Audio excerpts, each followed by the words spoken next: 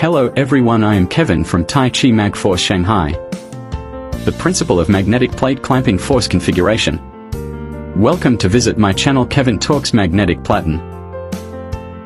Today we are going to talk about the principles of magnetic plate clamping force configuration and its function. The configuration of the magnetic clamping force plate is calculated. Here we briefly introduce issues that need to be considered in magnetic force configuration. 1. Weight of the mold. After the magnetic platen clamp the mold, it uses the friction force generated by the magnetic force to overcome the gravity of the mold sliding down. And the friction between the magnetic platen and the mold is determined according to the friction coefficient between iron, usually considering some safety margins.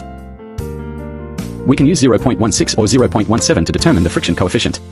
That is to say, when a magnetic clamping force of about 100 tons, 16 tons of friction can be generated. In the absence of a locating ring, the mold weighing no more than 16 tons will not slide down.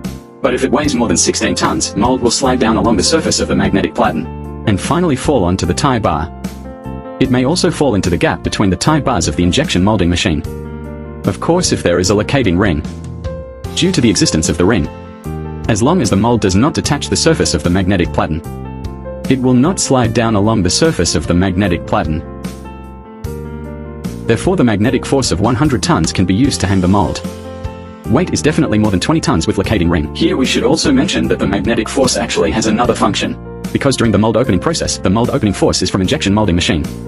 It is transmitted to the force to mold through the magnetic platen. That is during the mold opening process, as long as the mold opening force is less than the magnetic force of the magnetic platen.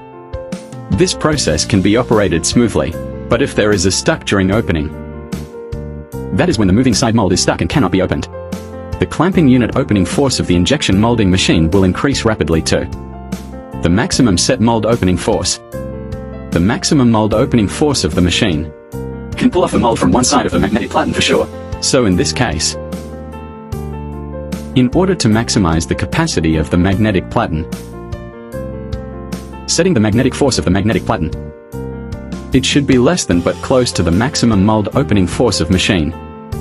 So during the production, if mold be pulled off from one side of magnetic platen, it immediately proves that the mold is stuck. Need to be repaired and adjusted.